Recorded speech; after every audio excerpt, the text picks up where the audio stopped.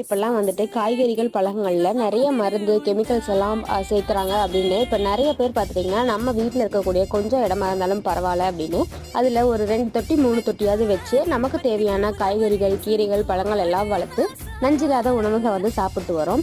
இதே மாதிரி அரிசியிலுமே நமக்கு வந்துட்டு சுகர் லெவல் ஜாஸ்தி ஆகுது. அதுல வெறும் கார்போஹைட்ரேட்ஸ் தான் இருக்கு. ரொம்பவே சத்து இல்ல அப்படின்றக்காக நெறைய பேர் வந்து அந்த பாரம்பரிய அரிசி ரகங்கள் இருக்கு இல்லையா? அந்த கருப்பு கவுனி, மாப்பிள்ளை சம்பா அப்படின்னு ஒவ்வொரு அரிசிக்கும் வந்துட்டு ஒவ்வொரு பலன்கள் இருக்கனால அந்த மாதிரியான அரிசிகளை வந்து சாப்பிட்டு வராங்க.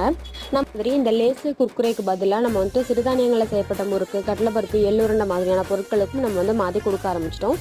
ஆனால் இந்த குழந்தைங்களுக்கு கொடுக்குற அந்த பிஸ்கெட் மட்டும் நம்ம பெருசாக கண்டுக்காம விட்டுறோங்க.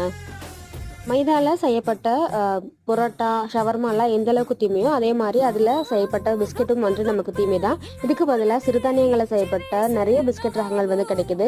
பாரம்பரிய அரிசிகளில் செய்யப்பட்ட பிஸ்கெட்டுகளுமே கிடைக்குது.